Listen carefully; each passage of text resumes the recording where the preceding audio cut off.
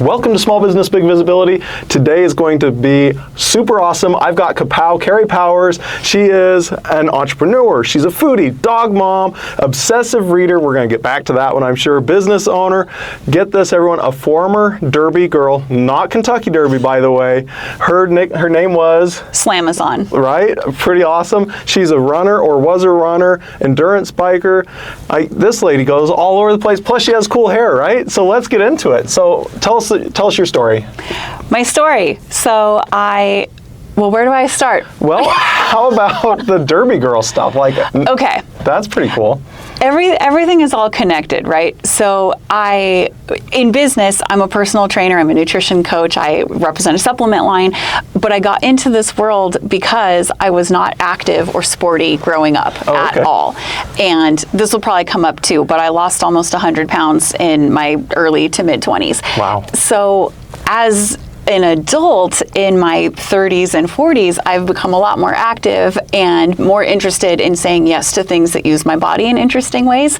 So I saw a poster at the grocery store or something advertising roller derby day camp. And it was just like you paid $15 for the day and they had all the equipment.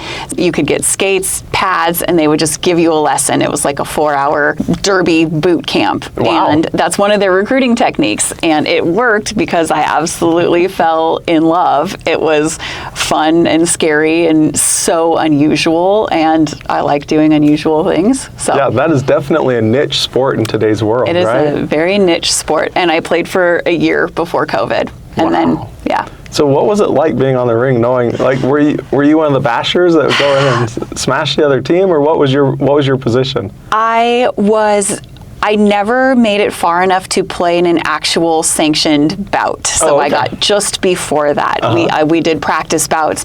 And in the beginning, when you're practicing, you mostly play a lot of the roles. So the jammers tend to be smaller women, and they're the ones who they're trying to get all of the laps that count. Everybody else is basically like the people bashing into each other. So that was mostly me. That's so fun. Yeah.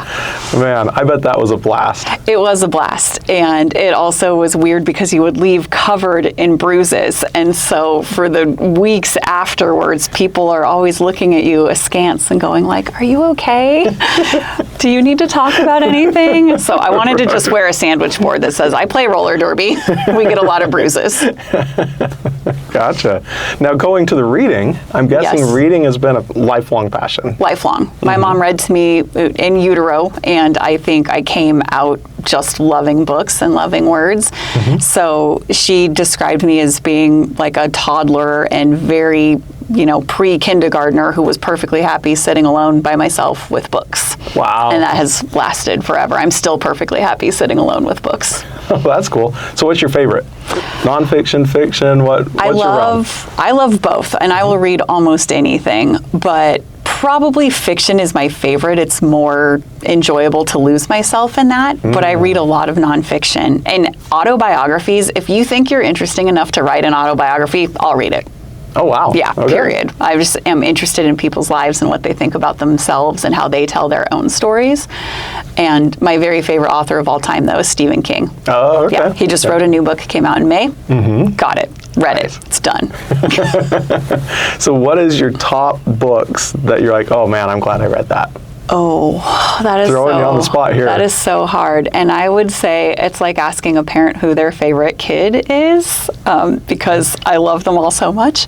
But The Stand, Stephen King's book, The Stand, is my favorite book of all time. It is the ultimate story of good and evil. Oh, okay. There is a little bit of supernatural stuff in it, but it's not what you would call a horror book. And let's see, other favorite books. A business book I love is The E-Myth. I read that when I owned a brick and mortar gym, and I felt like they were writing, Dear Cari, here's everything you need to know about your business and next steps. Here's what you're doing wrong and how to fix it, Also right? Yeah, so that was a really good one.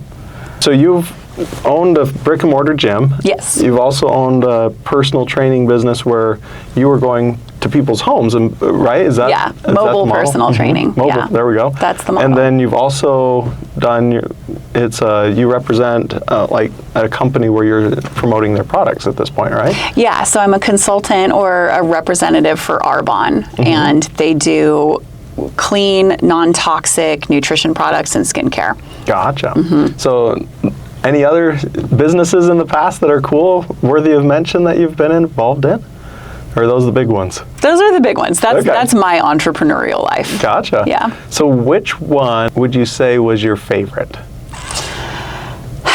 So my Arbonne business is pretty new. That's only a couple of months old, and so far it's amazing and I love it. And that could end up being my favorite with some more time in when I get to know it better, I think. Sure. But mobile training, well, everything has pros and cons, right? Yeah. There were things to love about all of the businesses. But mobile personal training, I would say, maybe it was my favorite because it was the easiest in some ways. It was a very low overhead business. It was fun to go from person to person to person. It's a very relationship-based business, and my clients were exclusively women, so helping them discover their strength and power and confidence is so rewarding. Gotcha. And it just was mostly fun. Yeah. The brick and mortar gym was a lot of fun, and it had a bigger community base, so there were over 100 clients that I had relationships with instead of 10 or 12 at a time. So there's differences there, right? Like more high volume relationships, but less depth in a lot of those versus personal training one-on-one. We got to go a lot deeper. And there are a lot of challenges that come with a brick and mortar business. Oh, for sure. That are not there with a low overhead mobile business. Yeah, I'd imagine that brick and mortar probably was the highest stress of any of the businesses that you run. 100% true. Yeah. So was that the first one? No, actually, I started my mobile training business first when I left the corporate world, and that went really well, really fast, and I got busy, and I was working as much as I wanted to work. And then about a year into that, I was starting to get a little bit squirrely and a little bit bored and trying, like the process of personal training and just house to house to house to house, it got a little bit repetitive. I loved the human part of it, but the work part of it was just like, well, what do I do? Now I've cracked this part, so what's the next challenge? And at the time I was thinking that, a stranger emailed me on LinkedIn and said, hey, I have this women's gym that's for sale. Would you like to have a conversation about that? Oh, wow. Yes, out of the clear blue sky, total stranger. So we had the first of many, many conversations, and ultimately I ended up buying that gym. So mobile personal training came first for about a year. Bought the brick and mortar gym, ran that for almost 5 years, and then that closed at the end of 2021, and I went back. I relaunched the mobile personal training business. Oh, wow. Yeah, which I sold this January. Congratulations. Thank you. That's got to feel like quite the journey to go from restarting, and then closing it out and selling it. There's been a lot of pivots, and the gym, I tried to sell the gym, but it was not a good time to sell a brick and mortar gym business. It was still mid-COVID, the end of 2021. Right. And that was really challenging. So ultimately that business closed. I wouldn't consider it a failure, but it was a less desirable outcome than selling it and leaving with some money. So it has been a big journey from starting something new, closing it, going back to something old, selling it, and now starting something new again. Right. So that's a ton of experience. Have you discovered any truths that you're like, oh man, I wish I'd known this when I started? Oh, what a good question. Yeah, probably a bunch of truths. One of them would be something I think that I wish I knew at the beginning was put so much faith and attention in your activity. And that's going to be different from business to business, but activity is the part that we can control. So whether that's going to networking meetings or making your cold calls or whatever that work is to do the sales part of the business, we can't control how many people are going to say yes or walk in the door or send us the DM, but we can control how many outreaches we do, and whatever that looks like for the business. So for a long time, I was not as focused on that part and was way more focused on the results, which is, it can be a recipe for disappointment instead of being able to feel proud that I did the work that I know will lead me to the results. Yeah. That gives you an opportunity to feel proud every single day. I did the thing, versus going, I'm not where I want to be yet. I'm not where I want to be yet. I'm not where I want to be yet. Yeah. That's just a less fun place to be. Yeah. When you're looking on what you can't control, it really puts you into a negative state. Yeah. Because you're like, oh, I can't get there, right? Yeah. Telling yourself all those stories. Yeah. I heard a really good example a few days ago from a friend, and she was talking about, it was a group conversation, and we were talking to a real estate agent, and she said her goal is to sell 35 houses in a year. So the friend, another business coach, said, okay, at month 1, I haven't sold 35 houses. At month 2, I haven't sold 35 houses. At month 3, I haven't sold 35 houses. And she went through the whole thing. Let's say at month 12, I sold 35 houses, but I felt bad that I hadn't sold 35 houses all year long. Right. Whereas instead you could go, I made 100 phone calls or contacts this week or whatever, and then you get to feel good about that every single month until you get to that end goal. And that's the thing that I know now, and a practice that I do now that I wish I had had a lot faster. Yeah, that's a piece of gold right there. Yeah. When someone has that. So can we totally change tracks? 100%. All right. What's your story with your hair? The purple hair. Not just purple. You got blue in there too. It's true. awesome. It changes. It's multidimensional. So it's I'm going to say 99%, it's always purple at the base, and then sometimes there is extra stuff worked in, but also it just fades over time, and who knows, it does all kinds of things as it fades. I have no control over that part. Gotcha. So when I was working in corporate, I always said, kind of as a joke, but if I ever had a job that didn't care about my hair, I was going to dye it purple. Oh, wow. And one day it was true. I had a job that didn't care about my hair, and I decided to dye it purple. That was when I had left corporate. I knew that I was going into fitness, so I went to work at the front desk of a gym, and they didn't care what, they had a dress code, but they didn't care what anybody looked like in terms of tattoos or piercings or hair color or whatever. So I dyed it purple, and that was fun, and I liked it a lot, and it got a lot of attention. And very shortly thereafter, way less than a year, maybe only a few months later, I left. Once I got my training certification, I left the gym, started my mobile business, and as a beginning entrepreneur, I was meeting a whole ton more people, and the purple hair became part of my marketing or branding completely unintentionally. So it was accidentally very clever to stand out in a crowd. Nice. And I could change it back at some point. It's brown, in case you're wondering. That's my natural hair color. But I don't keep it just because of the branding factor, but it is nice that that's always a thing. Right? Yeah, it's a real benefit at this point, I'd imagine. It makes me memorable. So there we go. There's the story. Yeah. And the hairdresser, this is kind of a fun fact, she didn't want to go all the way purple. She said, why don't we start with some pieces in the front? And I was like, you're not listening to me. I'm ready to do something bold. And she said, people say that, but they don't want to keep it up. They can't commit to it. They get tired of the upkeep, blah, blah, blah. So you're going to be back in here in a few months changing your mind, wanting to go back to brown, and it's just really, really hard on your hair. And I was like, I hear you, and I appreciate your warning, and I want to go bold, and a few little pieces in the front is not bold. So if I waste the money or eat my words, I'll be prepared for that. Yeah. But it's been 9 years now. Okay. Yeah. So. Wow. So I won that one. It sounds like, a little more than a few months, right? Yeah. So what were you doing in the corporate world before you moved into the world of entrepreneurship? I was a recruiter and a headhunter and a staffing person, like a staffing agency. I was a recruiter for the agency, and then I became a sales rep for staffing services. Oh, okay. And how'd you get into that world?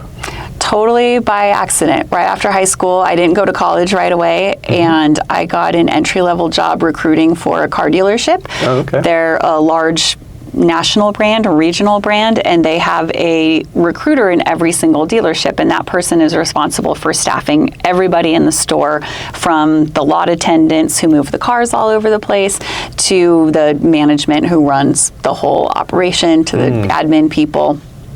And like I said, it was an entry-level job. I applied, I got it. This was in the days where I applied from a newspaper ad, and when we were hiring, we placed newspaper ads, so that dates me a little bit. And I loved it. The job was like half people interaction and half paperwork and detail-oriented kind of stuff. And so it really suited my personality. And I stuck with it for quite a long time, over 10 years, being an internal recruiter for one company versus a staffing agency where you're recruiting for many different companies. I also did executive recruiting where companies would hire us to find them C-suite people, directors, usually director level and above. Oh, okay. Yeah. And those are fun because you get to know different industries. Right, yeah, that would be totally different. Versus being in an internal recruiter where you get to know your industry and the people in that industry. It could be lots of different positions, but you're industry specific. Gotcha. Yeah. So you are also an endurance biker, right? Yes. Now, I love bicycles. Have you ever heard the formula for how many bikes you should have? No. Okay, I'll tell you. Okay. Because everyone who is in the world of bikes should know this. Okay. X is the number of bikes you have. The proper number of bikes to have is X plus 1. That makes sense to me. I was like, I know that there's a joke in here somewhere, and I couldn't quite get there, but yeah, that makes sense. It is always X plus 1. That's the right number. I have 2, so I guess I need 3. You need 3. That's right. Let's see. I've got 1, 2, 3, 4, maybe 5, I think. I think I have 5 right now, so I need 6. Wow, that's a lot. I got into biking after running. I ran a half marathon a year for several years. Whoa. But I ended up with so many injuries, and then I hated running. By the time I was done with the training and then the race was over, I didn't want to run again for 6 months. Oh, yeah. And then with the injuries and stuff, and one day I went on a bike ride for fun, and I discovered when I got home that I had ridden 12 miles, and I thought that was easy. I rode 12 miles, which seemed like a big number without even really noticing it. So I bet if I trained, I could ride a serious distance. For sure, So the first race it wasn't a race, it was just simply a ride, but the first group distance ride that I did was 40 miles. And since then I've done a 60 and an 80. Oh, very cool. So road bike, cruiser bike, what kind of bikes?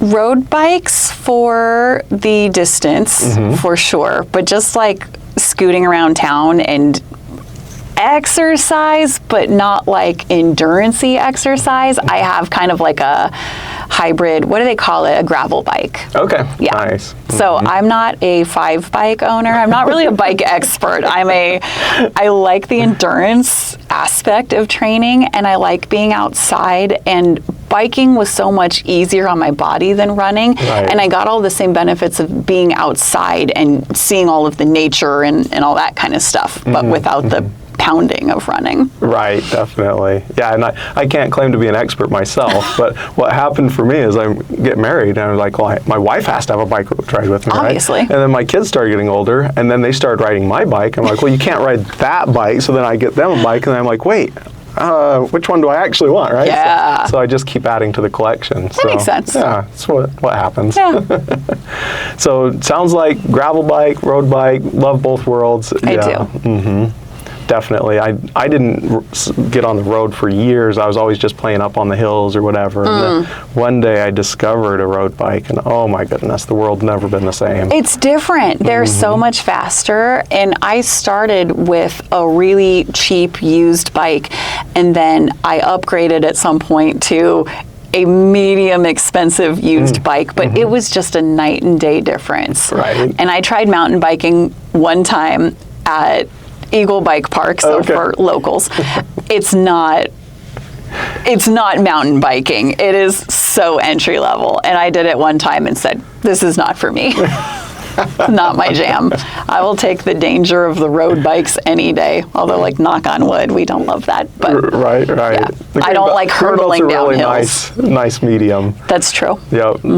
Craziest thing on there is someone that doesn't know how to ride an electric bike that buzzes by you, right? Absolutely. Yeah, definitely. So tell me about the business you're in now. Okay. New journey, like you're fresh into it, a month in, right? Yeah. The last week of April. So it's been, 2 months-ish, not quite. And it's a direct sales company. It's also known as multi-level marketing, so some people will know it as that. No, I know. Kidding. Oh, okay. He scared me, but that's legit. This is a real response that people have, and I actually would say that that's the hardest part of the business so far. The business model is solid. It's so smart, and there are more women millionaires who have come from multi-level marketing companies than anything else on planet Earth. So, like, that's kind of a cool factoid. I got into the business because I really like the products. Oh, this might be interesting too.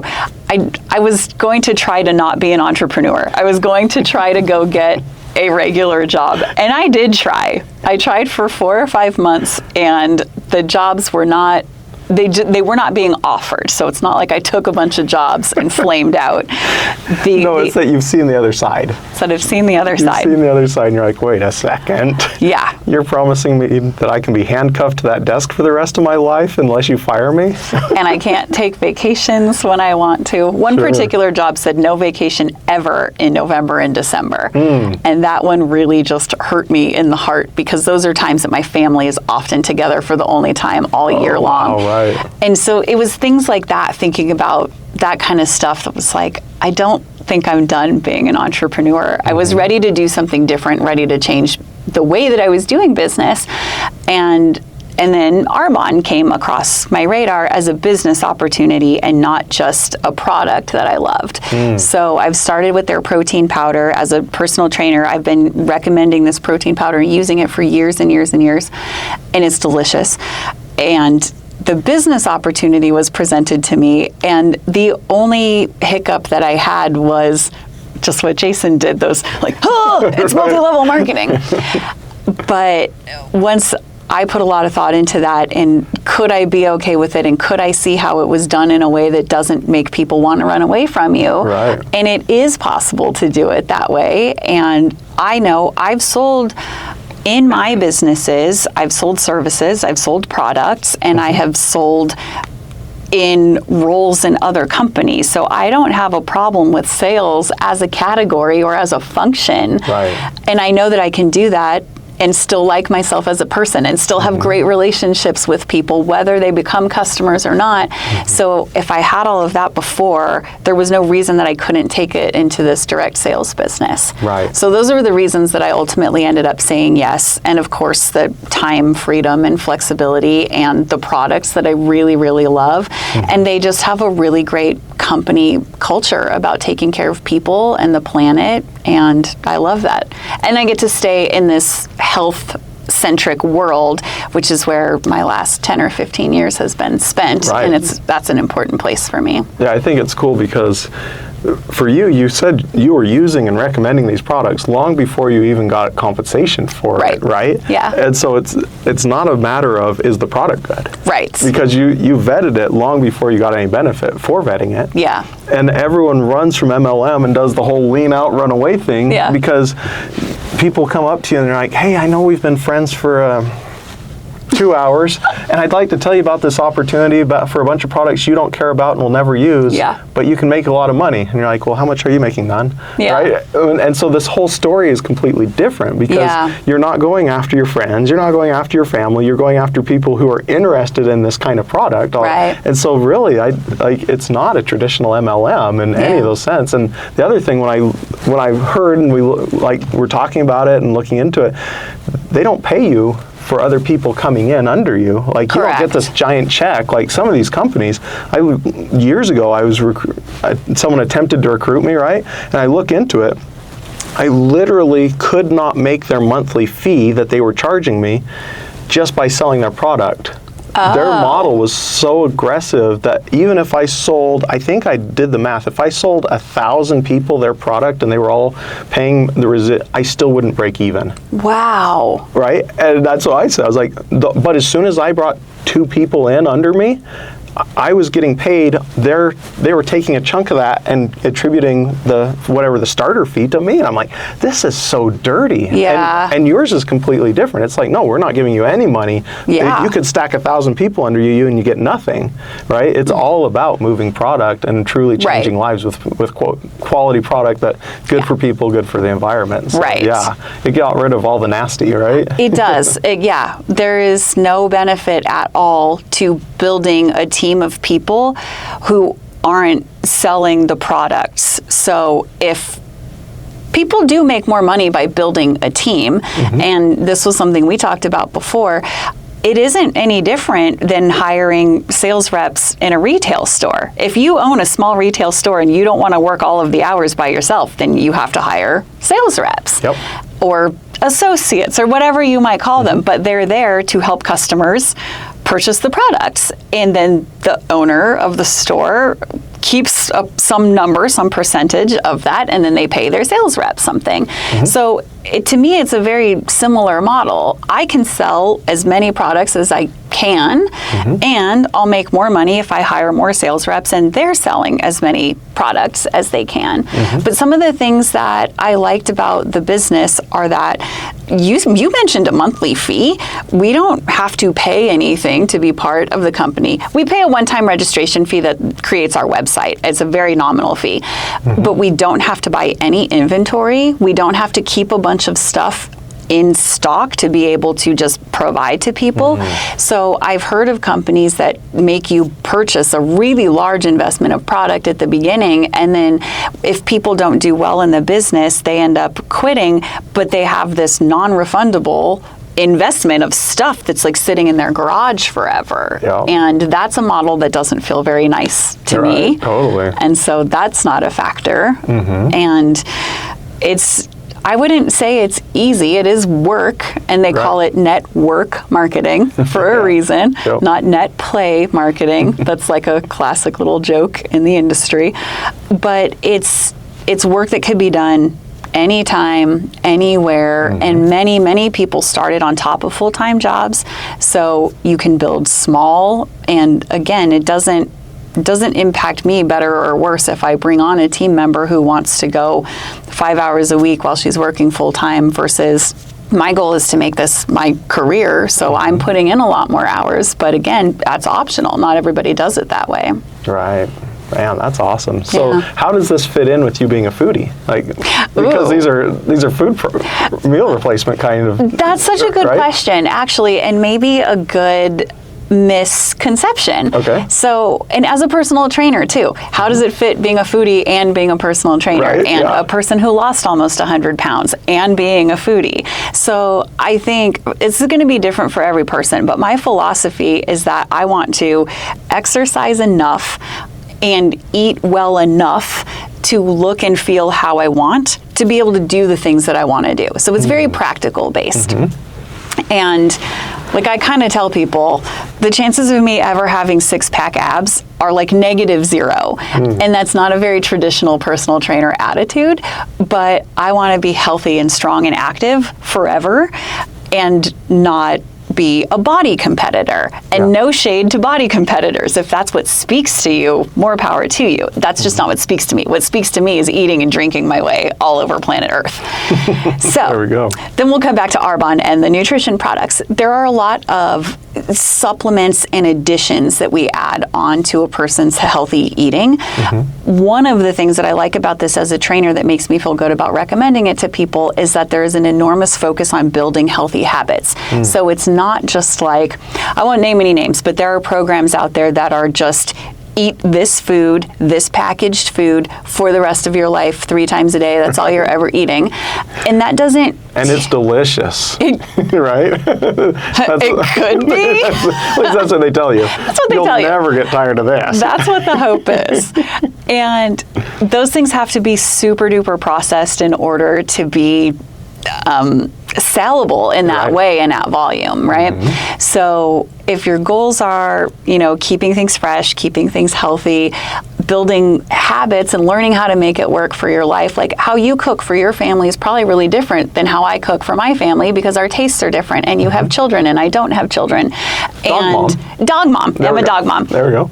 And I love to cook, and I don't know, maybe you do, maybe you don't. But so we need our baseline habits and philosophies could be very similar, but how we execute those things could be so different. Right. And so what I like about what Arbonne offers are things like protein powders. That could be in addition to your however many meals a day, or for weight loss, you could use it as a meal replacement. So those are options, right?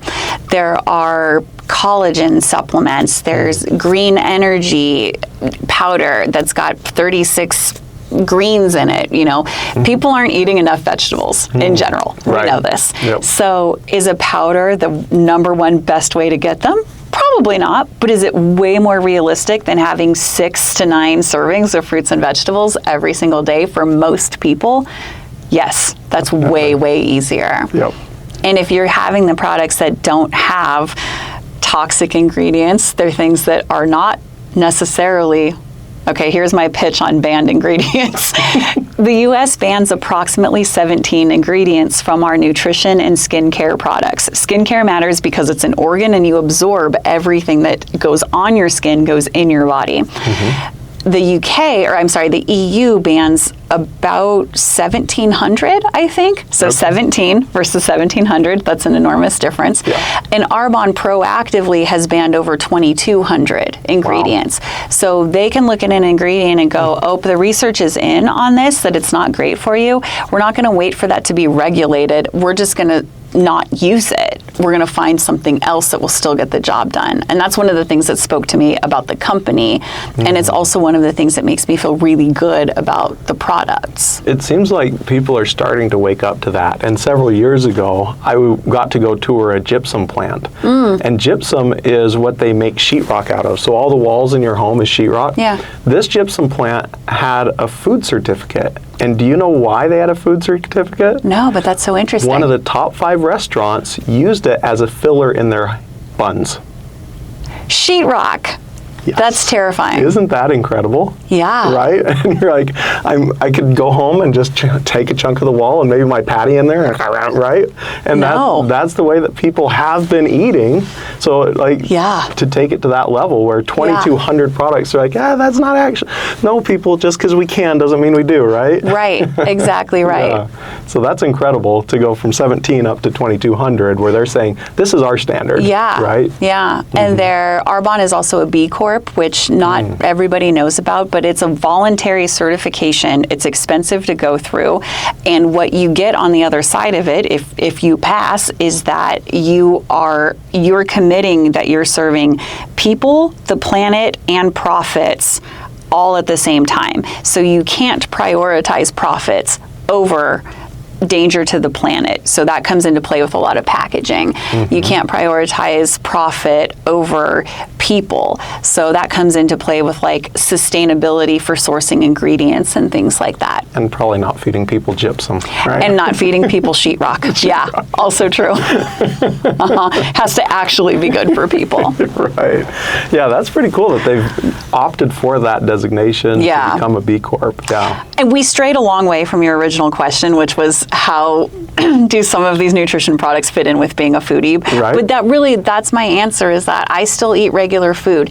People who are following our classic 30 Days to Healthy Living is one of our weight loss plans. And except again, like the focus is on building healthy habits. So you can do 1 or 2 meal replacements per day, and then you're eating healthy snacks and a healthy dinner. That's sort of what it's designed to do. But otherwise, you're just adding additional products. Almost everybody needs more protein in their lives, and lots of us could use collagen and more greens and things like that. So you're adding to whatever you're already doing. So I get to stay a foodie. I get to cook amazing things most days of the week, and I'm just adding and making sure I'm getting in a real high quality protein and some other fun stuff. Oh, nice. Very cool. So any kinds of foods that you really enjoy making more than others? Oh, that's another hard question. No, not really. Okay. I love finding recipes. I will always follow a recipe for the first time, Okay. and usually one time only. And then I start adapting things and making it my own. And I'm a creative cook in the kitchen, so I can look at all the things we have and I can throw something together Oh, nice. with it. Yeah, not everybody has that talent. My husband thinks it's absolute sorcery, but it's not a gift that he has. You should so get a cauldron one of these days. Yeah. Actually, just yesterday, I was like, oh, we've got some stuff I got to get rid of, right? We had some guava that was a little overripe, bananas and peaches. I made a tropical fruit pie, and that was amazing. That sounds incredible. There was pineapple, Yeah. guava. Oh. So yes, I'm a foodie as well. Okay, I love to cook. that. And they're like, what's your recipe? I don't know. You'll never eat this again. Yeah. That's the downside, is that sometimes I make things and it's like, well, maybe I can recreate that. Maybe not. Yep. It'll depend on what we have in the house and how much I remember. Exactly. Yeah. But that's one of the joys, is like, you get to own that space, right? You get to make Absolutely. whatever you're feeling at that moment, and that's cool. Yeah. It's a very creative outlet for me. Totally. So do you cook for your dog as well? Or does the dog get to eat the table scraps? No. Oh, She does get a little bit of real food, real human food, vegetables. She gets a lot. She eats carrots. She's crazy for carrots. It's really common.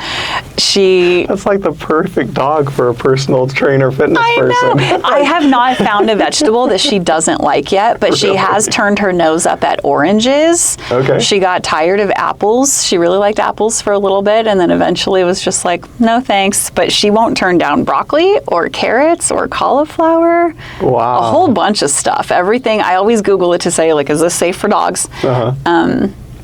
But she was she came to us underweight, and she had a little rough life experience before we got her, and then of course we had to work on training her. So she was getting a lot of treats for training, very small, but apparently they did add up, and the vet was like, you need to switch her to carrots instead of treats. I was like, okay.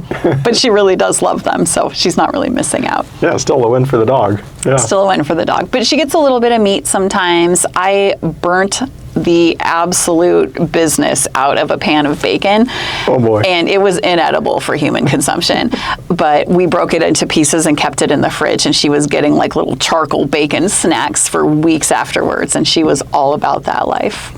Yeah, that would be the good life, huh? My mom makes her own dog food from scratch, though, but I hear it. Yes, every single week or couple weeks, she makes it in big batches and then she freezes it. And it's just, I mean, you can find recipes for it, but it's vegetables, it's meat, and maybe there's some broth or something in there. And then, don't get mad at me if this is the wrong answer, but I think maybe rice or something. There might be something that's kind of grainy in there for like carbs too. But that's too much work for me, for a dog who I love beyond all measure. But not that much. Right. So how do people get in touch with you if they're interested in any of this stuff or want to learn more, right? Yeah. How do they connect? Social media is probably a great place to start. So Facebook and Instagram, Capow the Trainer. So it's C-A, my name, Cari Powers, C-A-P-O-W, the trainer. And my website, capowthetrainer.com, is not very robust at this time, but it will point you to social media and those kinds of things. Awesome. But Facebook and Instagram, I'd say, are the best ways for now. Very cool. Well, thank you for taking the time to share all the fun stories with us. Absolutely. Thank you. This was a good talk. And for all of our listeners out there, thank you so much for listening to another episode. Be sure to share this with other business owners who could use a little motivation and maybe some encouragement in their life.